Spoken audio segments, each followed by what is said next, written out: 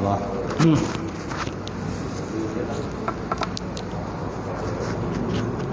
Baik, kita mulakan kuliah malam ni dengan kita sama-sama baca kitab ila hadratin Nabi Muhammadin Mustafa Rasulullah sallallahu alaihi wasallam wa ala al-kiram wa ashabihi insyaallah. Al-Fatihah. A'udzu billahi minasyaitonir rajim. Bismillahirrahmanirrahim. Alhamdulillahi rabbil alamin. Ar-Rahmanir Rahim. Maliki yaumiddin. Iyyaka na'budu wa iyyaka nasta'in. Ihdinas siratal mustaqim. Siratal ladzina an'amta 'alaihim ghairil maghdubi 'alaihim waladdallin. Amin. Assalamualaikum warahmatullahi ta'ala wabarakatuh. Alhamdulillahillazi nahmaduhu wa nasta'in wa nastahdi wa na'udzu billahi min syururi anfusina wa min sayyiati a'malina. May yahdihillahu fala mudhillalah wa may yudhlilhu fala hadiyalah. Asyhadu an la ilaha illallah wahdahu la syarikalah wa asyhadu anna Muhammadan abduhu wa rasuluh. Allahumma shalli wa sallim ala sayyidina wa nabiyina wa habibina syafiina wa maulana Muhammad imamil muttaqin wa qadud al-mujahidin wa ala alihi wa sahbihi ajma'in. Amma ba'd. Fa inna asdaqal hadis kitabullah wa khairal hadi hadi Muhammad sallallahu alaihi wasallam wa syarril umuri muhdatsatuha wa kullu muhdatsatin bid'ah wa kullu bid'atin dhalalah wa kullu dhalalatin finnar. Qala Allah Subhanahu wa ta'ala fil Qur'anil Karim. A'udzu billahi minasyaitonir rajim. Bismillahirrahmanirrahim. Ya ayyuhalladzina amanu taqullaha wa tanzur nafsun ma qaddamat lighad wattaqullaha innallaha khabirum bima ta'malun. Sadaqallahul azim. Artinya, wahai orang yang beriman, takutlah kamu kepada Allah Subhanahu wa ta'ala dan perhatikanlah apa-apa yang kamu persiapkan untuk hari esok, iaitu hari akhirat. Dan takutlah kamu kepada Allah Subhanahu wa ta'ala, sesungguhnya Allah Ta'ala itu maha meliputi terhadap apa-apa yang kamu kerjakan. Waqala Nabi sallallahu alaihi wa alihi wasallam, ma yuridullahu bihi khairan yufaqihu fiddin. Maksudnya, barang siapa dikenaki oleh Allah Ta'ala akan kebajikan, saya diberikan kepahaman di dalam agama. Nawaitu ta'alluma wa ta'lim wa tazakkura wa tazkir wa nafa'a wa intifa' wa ifadatu istifadah wal hasala tamassuki bi kitabillah wa sunnati rasulih wa du'a ilal huda wa dalalati ilal khairi ibtigha'a wajhillah wa maradatihi wa qurbi wa sawabi subhanahu wa ta'ala.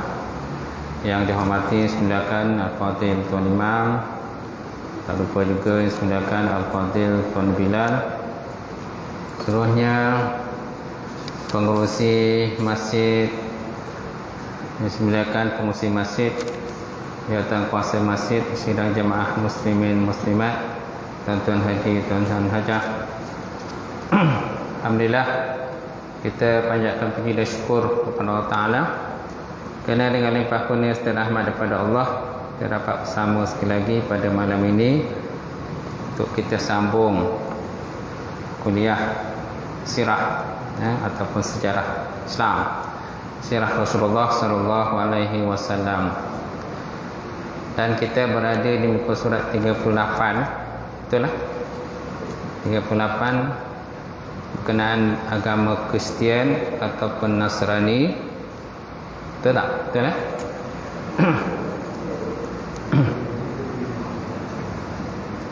Ya, ada kitab terjemahan tu boleh buka surat 38.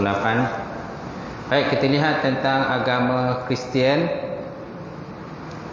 yang mana agama asalnya Nasrani.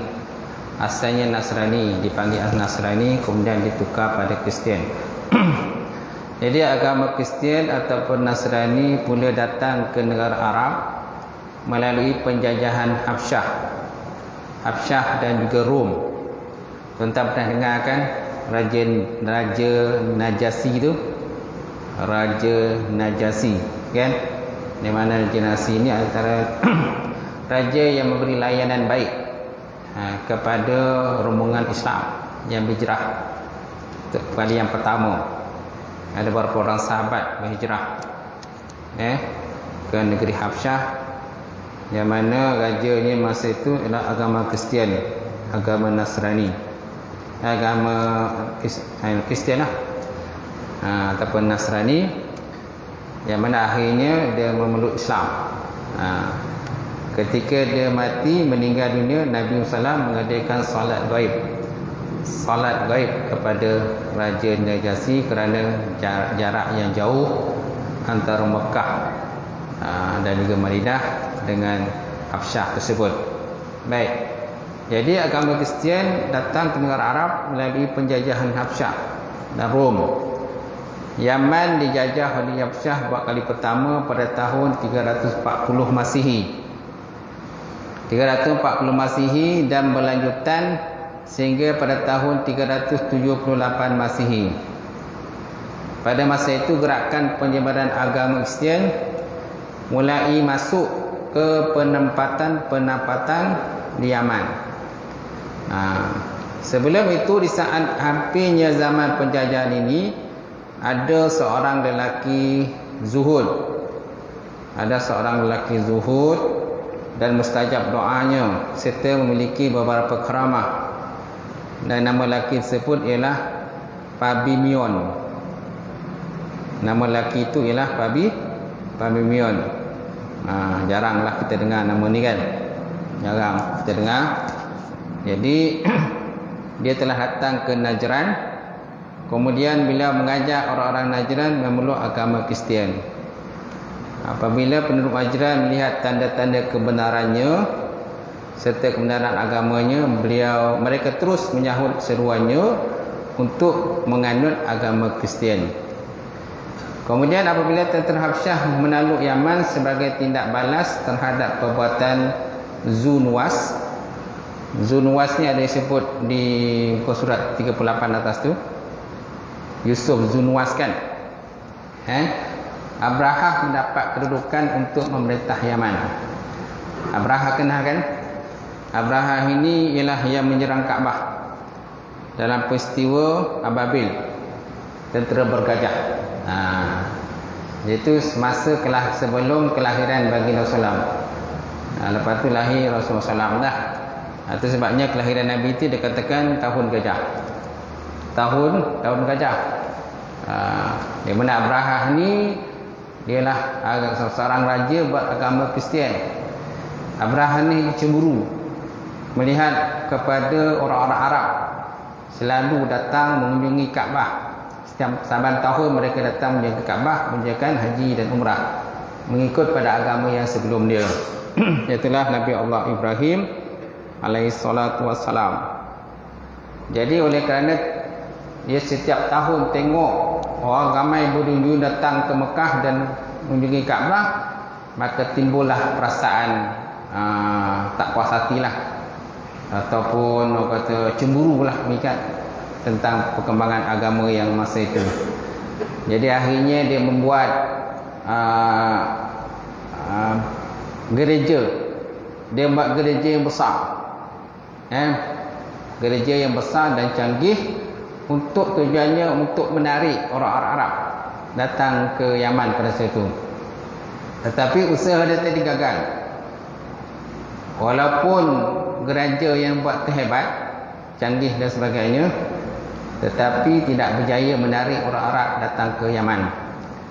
Maka akhirnya timbullah perasaan marahnya, dengki dia. Maka dia membuat satu perancangan untuk meruntuhkan Kaabah gitu. Tetapi akhirnya perancangan dia gagal. Kerana akhirnya dia bersama dengan gajah-gajah dia akhirnya dibinasakan oleh Allah Subhanahu Wa Taala. Itu yang terjadinya peristiwa Ababil. Tarmihim bihijaratin min sijil faja'alahum ka'asfin ma'kul. Mereka itu dilontar dengan batu daripada yang diambil daripada neraka. Maka jadilah mereka itu seperti daun kayu yang dimakan oleh ulat. Dan Masya Allah, itulah kekuasaan Allah Subhanahu Wa Taala. Kan? Jadi rumah Allah Subhanahu Wa Taala ni memang dijaga oleh Allah Subhanahu Wa Taala.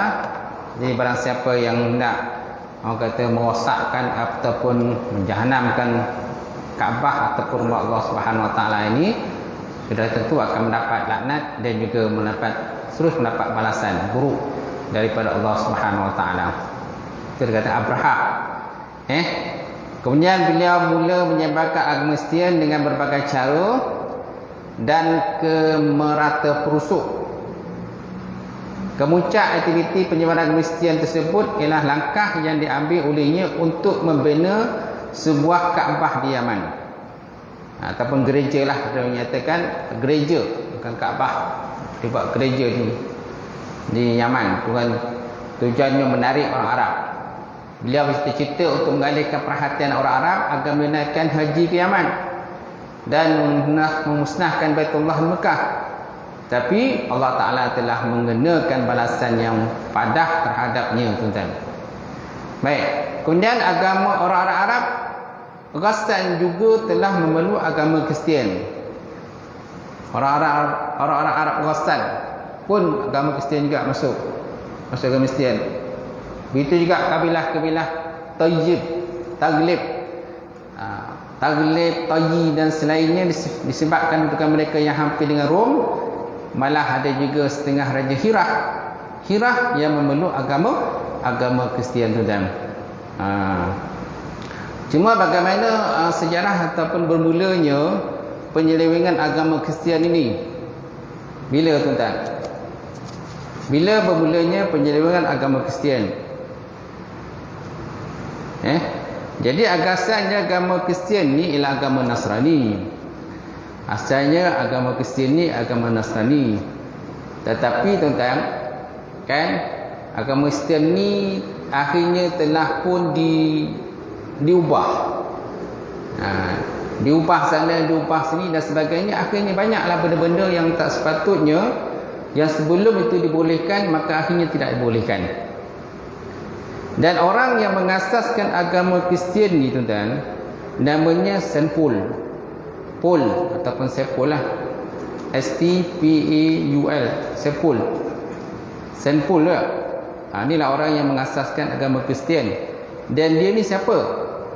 Dia ni, tuan-tuan, dia asalnya dia beragama Yahudi. Dia asal agama Yahudi. Dan dia ni pengikut agama Yahudi yang taat, tuan-tuan. Dan dia juga ada menyatakan bahawa dia ni salah seorang daripada pengikut kepada Nabi Isa AS. Yang mana masa itu agama Nabi Isa itu belum lagi diselewengkan oleh Sampul ini. Tetapi akhirnya agama Kristian itu bila Nabi Isa telah pun diangkat oleh Allah Subhanahu Wa Taala, setelah berlalu beberapa lama masa, akhirnya Sampul ini telah pun dia asalnya Yahudi, kemudian dia masuk agama Nasrani ataupun agama Kristian tadi. Dia masuk dalam agama Kristian dengan tujuan untuk mengubah dan meminda apa-apa yang tak sepatutnya diubah ataupun dipinda dalam agama Kristian tadi.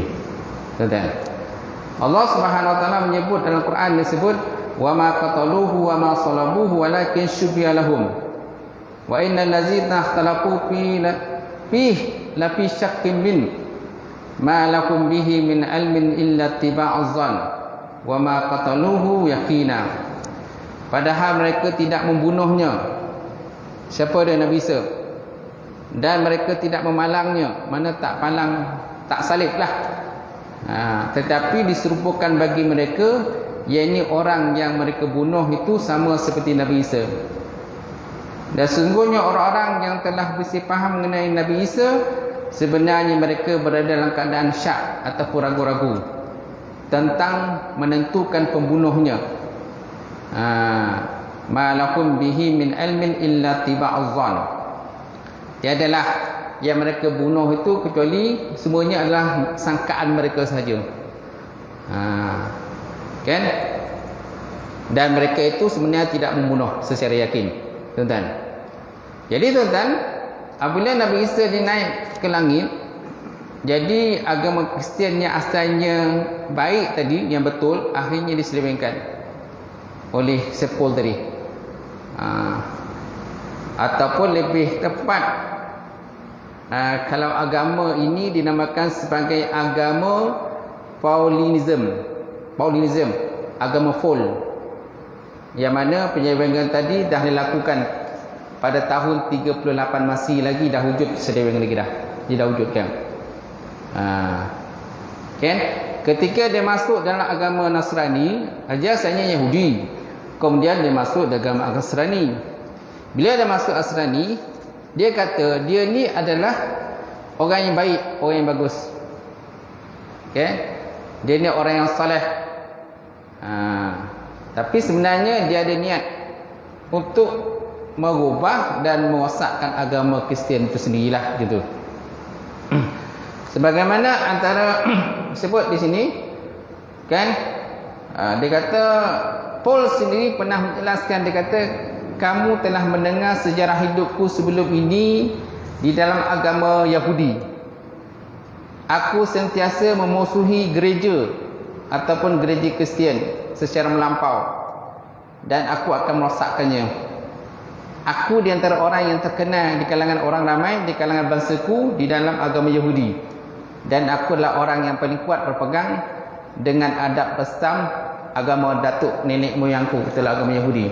Jadi mana dia mengaku dia asalnya Yahudi, sepul itu. Kemudian ada lagi yang jadi pengikutnya, itulah Lak. Lak ni anak murid Paul itu. Dia kata bahawa Paul ini merestui pembunuhan orang-orang Kristian dan dia mengganggu gereja. Kemudian memasuki rumah orang Kristian, mengheret kaum lelaki dan perempuan, lalu diserahkan kepada pihak penjara untuk dipenjarakan. Dan dia selalu membuat ugutan dan membunuh murid-murid Tuhan.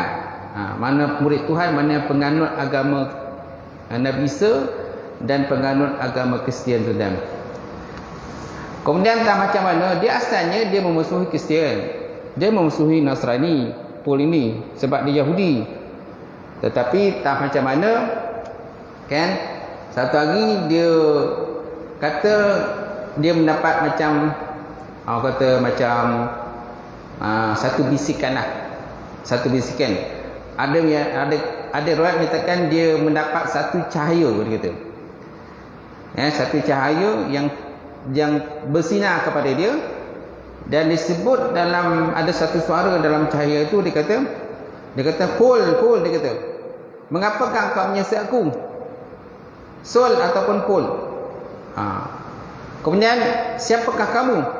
Suara itu menjawab, aku Yesus yang menyiasa engkau, dia kata. Maka Saul bertanya lagi dalam keadaan ketakutan, dia kata, wahai Tuhan, apakah engkau mahu aku lakukan? Maka suara itu dikata, bangun dan berpeganglah kepada ajaran agama Kristian. Bangun dan peganglah kepada ajaran agama Kristian.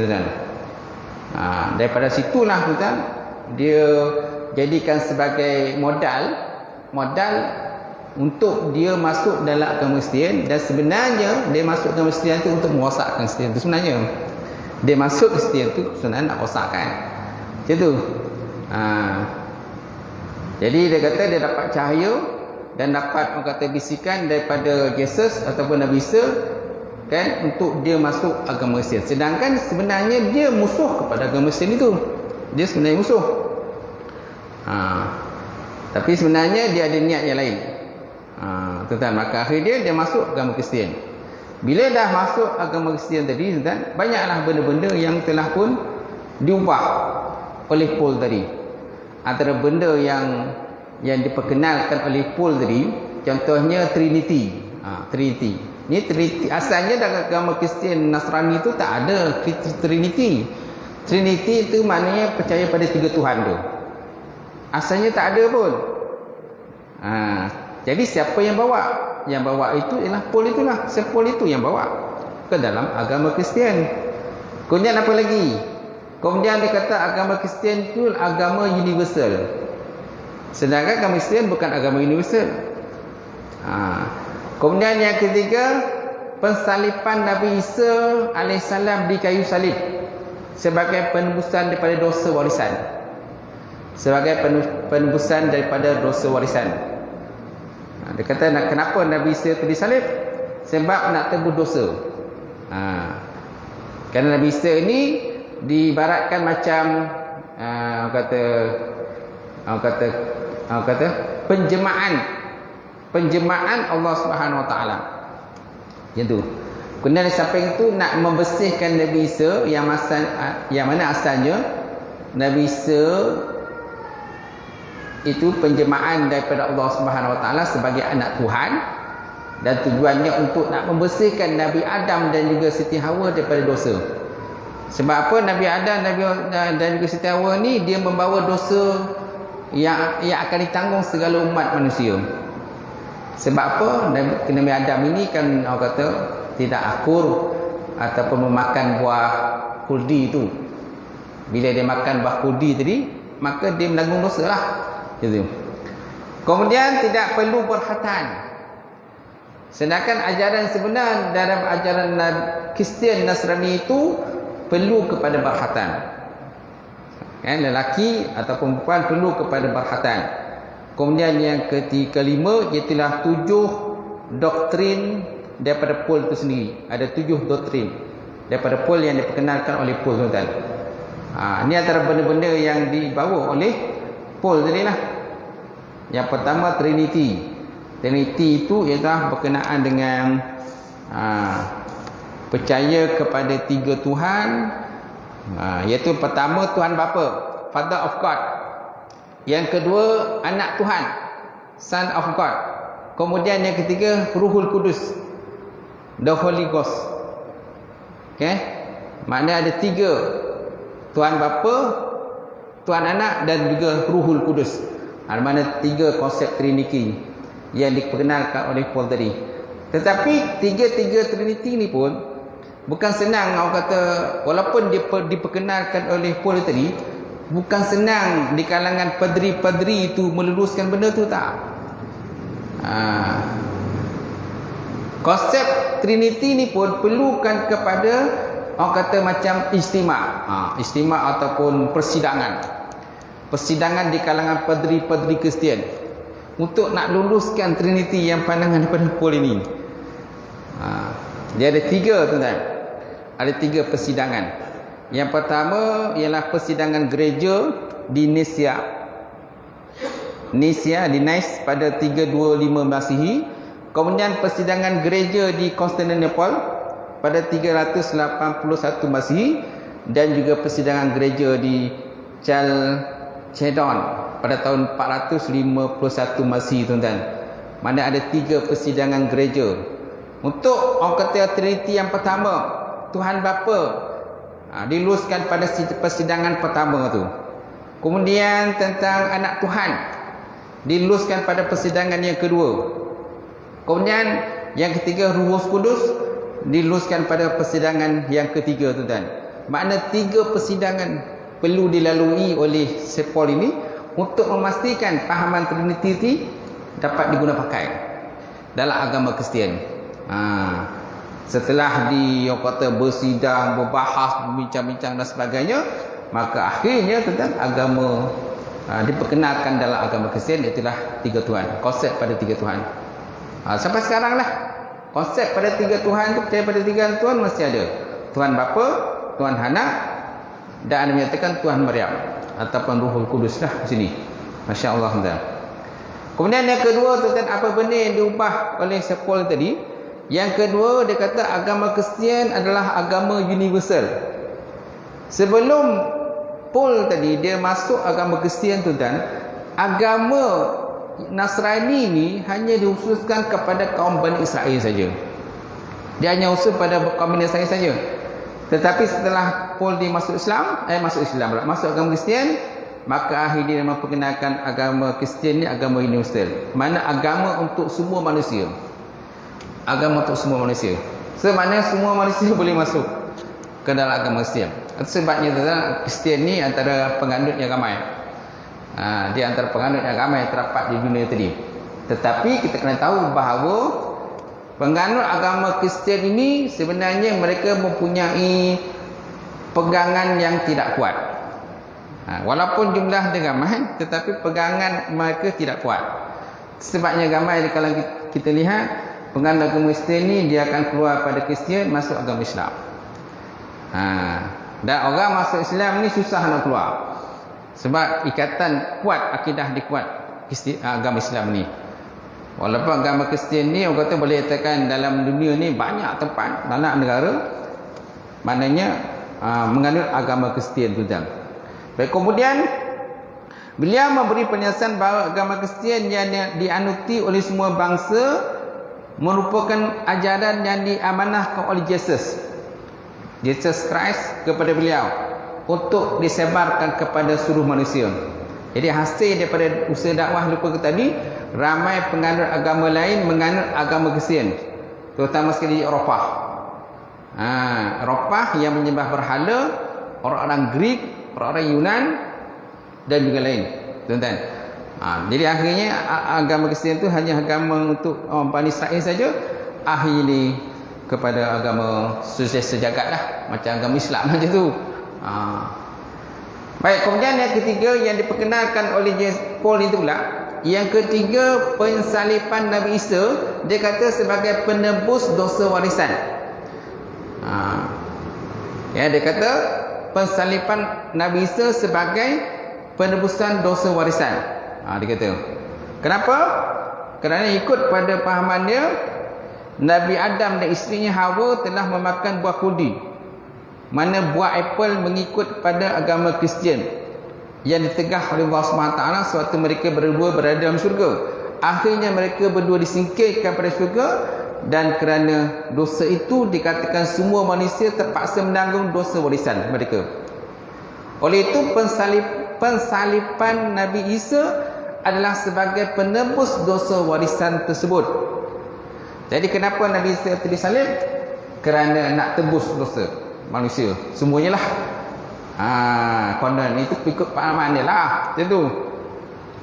Baik, kemudian menurut ajaran Paul juga dia kata Tuhan Bapa adalah Tuhan penyayang dan adil. Dia seru untuk menghapuskan dosa warisan. Dia mengurniakan anaknya sebagai penebus dosa yang menjelma sebagai manusia melalui tubuh Jesus Christ.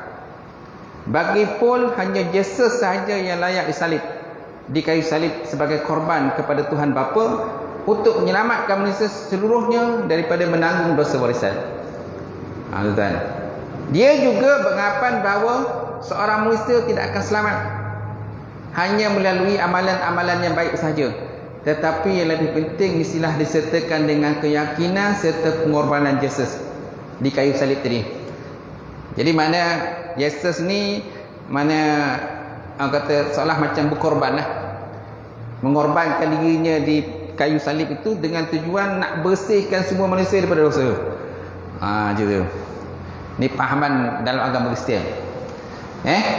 Sedangkan pahaman dalam agama Islam ni, manusia dilahir dalam keadaan fitrah. Kita lahir dalam fitrah. Kullu mauludin yuladu alal fitrah. Setiap anak Adam itu lahir dalam keadaan fitrah. Fa abawahu yuhawidani aw yumajjisani aw yumasirani. Maka dua ibu bapa lah yang akan sama ada nak menjadikan Yahudi ke, Nasrani ke ataupun Majusi. Dia ibu bapanya lah akan bertanggungjawab. Jadi berbeza dalam agama Kristian. Kemudian yang ketiga, yang keempat, tidak perlu berkhatan. Okey. Tidak perlu berkhatan.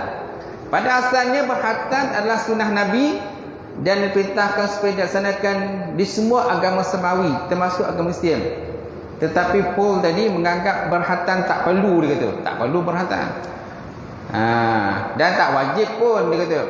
Kerana dikatakan agama Kristian untuk mengamalkan, kerana Kristian mengamalkan amalan pembaptisan.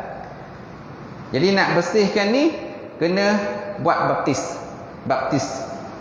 Mengamalkan pembaptisan iaitu satu upacara pemandian khusus bagi seseorang untuk menjadikan dia sebagai pengganut agama Kristian.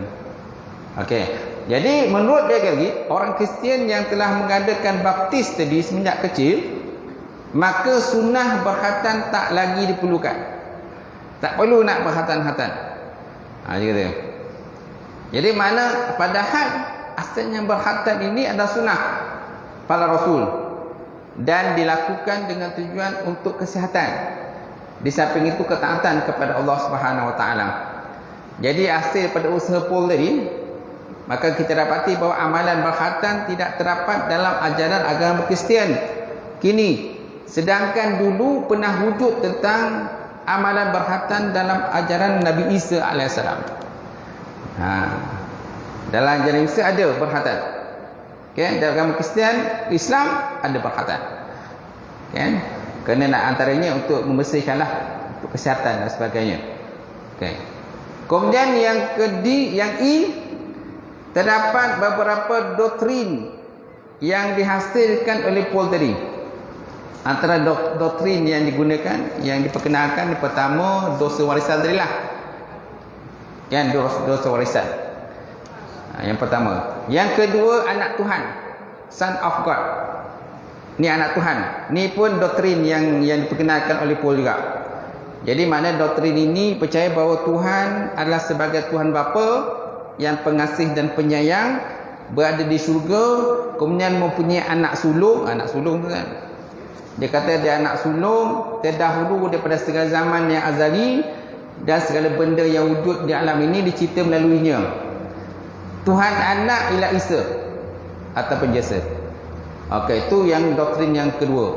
Yang pertama dosa warisan tadi, kan, hasil daripada dosa Nabi Adam dan juga Siti Hawa. Yang kedua, anak Tuhan. Yang ketiga, doktrin penjelmaan. Jadi penjelmaan di sini ialah anak Tuhan ataupun Yesus menjelma diri di dunia melalui kandungan Siti Maryam. Jadi kepercayaan ini merupakan kesinambungan kepercayaan sebelumnya. Jadi Paul berpercaya bahawa anak sulung Tuhan dipanggil Jesus Christ, yang terdahulu daripada segala zaman atau yang azali, telah menjelma diri dunia melalui benih Daud, ataupun lebih tepat melalui Siti Maryam. Kemudian doktrin yang keempat, pensalipan, salib. Jadi sebagaimana yang dinyatakan tadi, setiap kepercayaan dan doktrin diceritakan oleh Paul mempunyai kaitan. Dia ada kaitan satu sama lain. Setiap doktrin pahaman ni tadi, dia ada kait antara satu sama lain. Yang di ini salib, pensalipan. Okey, jadi bertitik tolak daripada kepercayaan yang percaya bahawa anak sulung Tuhan telah menjelma di dunia. Akhirnya setelah meningkat dewasa, dia menyerahkan diri untuk dikorbankan di tiang salib sebagai satu cara untuk menebus dosa warisan yang disebabkan oleh Nabi Adam dan juga Siti Hawa tadi. Jadi bila dah besar, maka dia perlu disalib. Kemudian yang penebusan. Dia kata ekoran daripada percaya tentang salib. Seterusnya pengganut Kristian mempercayai bahawa anak sulung Tuhan yang telah mati di pandang salib sebenarnya mengorbankan diri untuk menebus dosa yang diwarisi sebanyak daripada Nabi Adam. Dan setiap insan mesti beriman. Dia kata setiap insan perlu beriman dengan pensalipan tadi sebagai jaminan keselamatan mereka dan kebangkitan semula yang sejahtera. Jadi setiap manusia kena beriman tentang salib, berlakunya salib, Nabi Isa disalib. Kemudian yang seterusnya, doktrin ini lagi, iaitulah kebangkitan semula. Kebangkitan semula. Mana seterusnya, Paul tadi menganggap anak sulung Tuhan yang telah disalib, kemudian dikapan dan dikebumikan. Lepas tu akhirnya bangkit semula daripada kuburnya pada hari ketiga selepas dikebumikan. Ini pahaman dia juga. Paul tadi, yang anak Tuhan tadi, Paul beranggap bahawa anak Tuhan tadi telah Nabi Isa. Setelah Nabi Isa itu disalib, kemudian setelah salib dikafan dan dikebumikan, kemudian lepas tu dia kata akhirnya Nabi Isa tu bangkit semula daripada kuburnya pada hari ketiga. Pada hari ketiga, tuan. Kemudian seterusnya pahaman doktrin yang seterusnya naik ke langit dan bersemayam di sebelah kanan Tuhan. Tuhan Bapa. Akhirnya anak sulung Tuhan yang hidup semula dan bangkit dari kubur terus naik ke langit di sisi Tuhan Bapa dan bersemayam di sebelah kanan Tuhan Bapa. Macam tu. Itu pahaman daripada pula. Dan sampai sekarang lah pahaman tu. Itu pahaman dalam agama Kristian yang kita kena tahulah. Yang mana agama Kristian ni asalnya betul lah asalnya ataupun agama Nasrani yang dibawa oleh Nabi sallallahu alaihi wasallam, tetapi pun itulah tuan-tuan yang ubah sana ubah sini dan sebagainya. Dan ada lagi tuan-tuan, ada lagi yang diubah oleh pun ini ialah babi. Dihalalkan makan daging babi. Dihalalkan makan babi, daging babi. Dia anggapan bahawa kalau sebelumnya daging babi ini memang diharapkan, tidak dibenarkan makan. Kalau sebut dalam Bible, dia kata dalam buku Leviticus bab 11 ayat 7 hingga 8, dia kata jangan makan babi. Dia kata ni makna je lah terjemahan dia. Jangan makan babi, ia tidak bersih, ia juga mempunyai kuku kaki yang terbelah, ia juga memakan muntah. Jangan memakan haiwan ini atau menyentuh bangkainya, dia tidak bersih, dia tak bersih. Sedangkan berkenaan berkhatan pula dalam Genesis bab 11 ayat 11 hingga 12 hingga 14, dia kata bermula sekarang kamu mestilah mengkhatam ke setiap bayi lelaki apabila umurnya sudah 8 hari, termasuklah hamba-hamba yang lahir dalam rumah kamu dan hamba-hamba yang dibeli daripada orang lain. Ini akan menunjukkan bahawa terdapatnya perjanjian antara kamu dan aku. Kemudian hukum minum arak. Jadi pada asalnya agama Kristian dalam Bible tidak dibenarkan minum arak. Antaranya dalam kitab Juges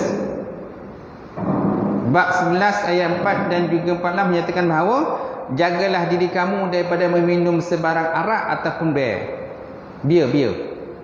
atau memakan sebarang makanan yang dilarang. Dia dilarang untuk makan sebarang hasil daripada pokok anggur. Dia juga mestilah tidak meminum sebarang arak ataupun bir atau memakan sebarang makanan yang dilarang.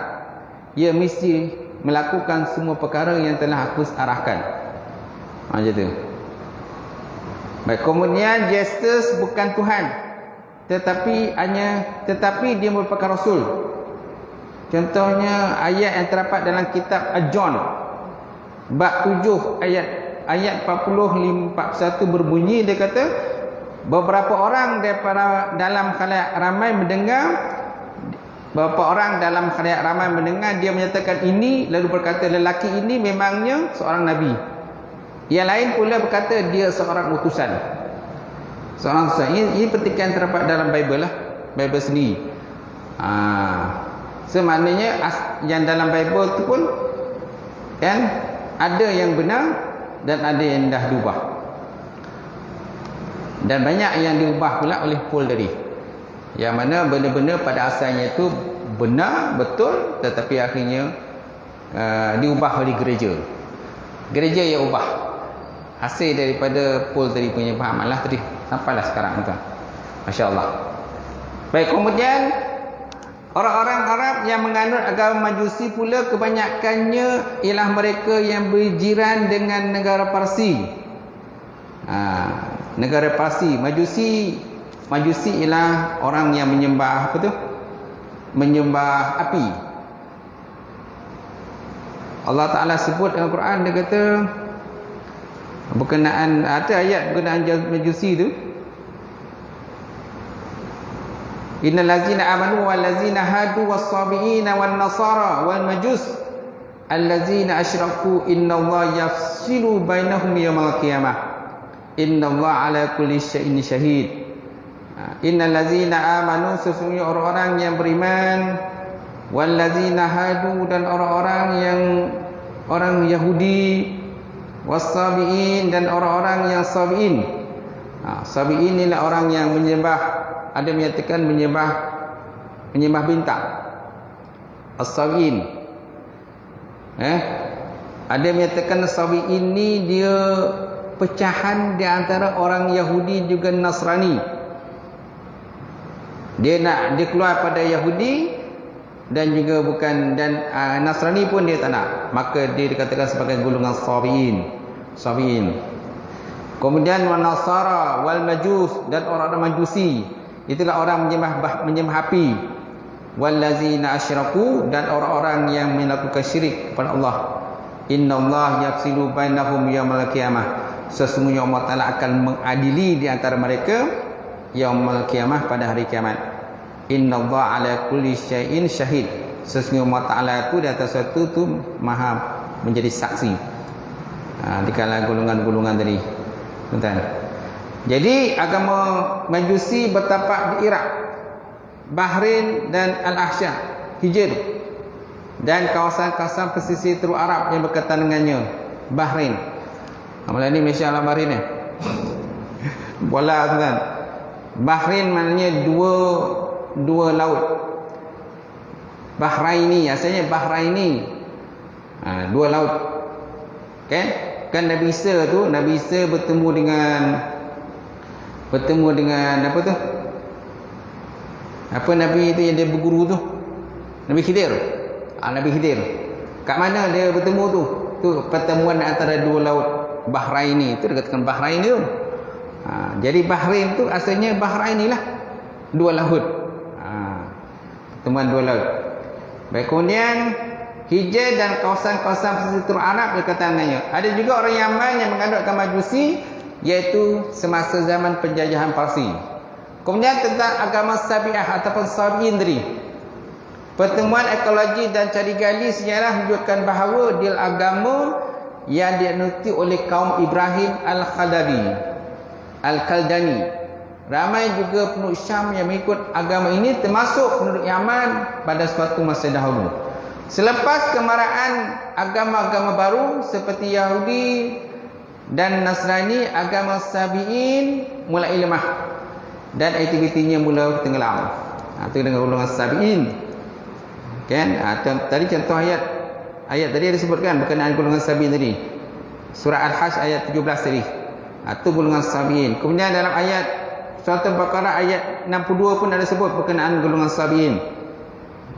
Seperti yang Allah sebut dalam Quran kan, dia kata innal ladzina amanu wal ladzina hadu wan nasara was sabiin man amana billahi wal yawmil akhir wa amila shalihan falahum ajruhum inda rabbihim wala khaufun alaihim wa hum yahzanun.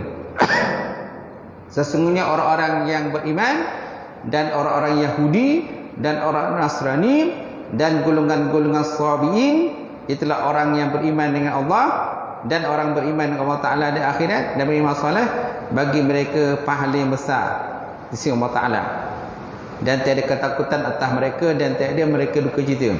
Itu kalau mereka beriman lah. Kalau mereka beriman amal soleh, maka tiada ketakutan mereka dan tiada kegundahan kepada mereka.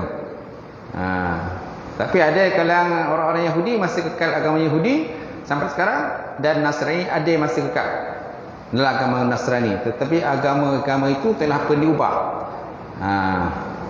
Baik, kemudian selepas kemarahan agama-agama baru seperti Yahudi, Nasrani, agama Sabi'in ataupun Sabi'ah mulai lemah dan aktivitinya mula tenggelam. Namun begitu, sakibaki penganut agama ini masih juga kedapatan di mana mereka bercampur dengan penganut agama Majusi dan berjiran dengan orang Majusi di Iraq dan pesisiran negara Arab, tuan-tuan, insya-Allah. Okey, sampai situ ya, boleh, insya-Allah. Akan datang kita lagi suasana keagamaan. Wallahu a'lam bishawab.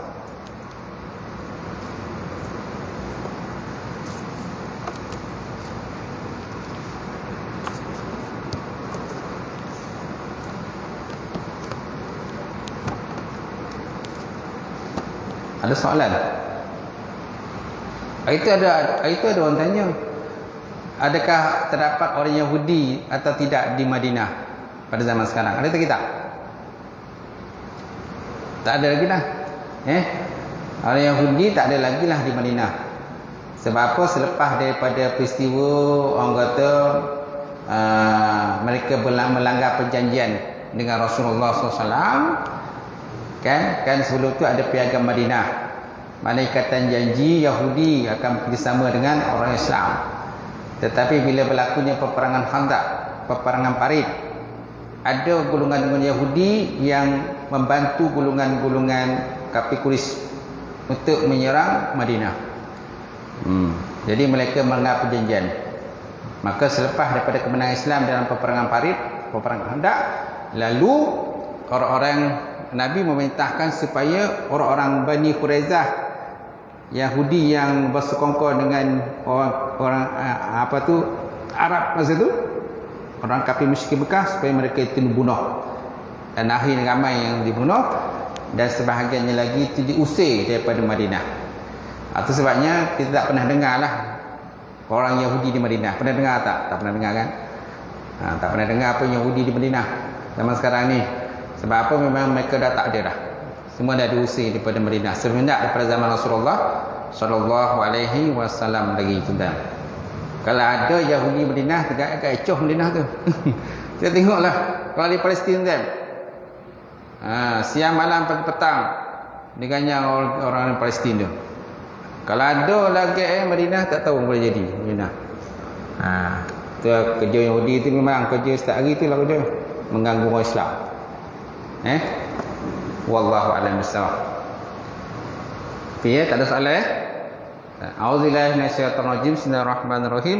Alhamdulillah rabbil alamin wassalatu wassalamu ala asyrafil anbiya'i mursalin wa ala alihi washabbihi ajmain. Allahumma zidna ilman nafi'a wa yaqina as-sadiqa wa amalan mutaqabbala wa rizqan halalan mubarakatan katsira wa siyana fataya alim wa lana qulubana bi nuri ma'rifataka wa qalana fil arifin. Allahumma faqina fid din, Allahumma faqina fid din. Allahumma ja'al hadza jam'an marhuma wa tafarraqana min ba'di tafarruqan ma'suma. Rabbana iftah bainana wa baina qaumina bil haqq wa antal fatihin. Rabbana ighfir lana dzunubana wa kaffir 'anna sayyi'atina wa tawaffana bil abrar. Rabbana atina fid dunya hasanah wa fil akhirati hasanah wa qina azabannar. Subhana rabbika rabbil izzati amma yasifun wa salamun alal mursalin. Alhamdulillahi rabbil alamin. Qabarallahu minkum.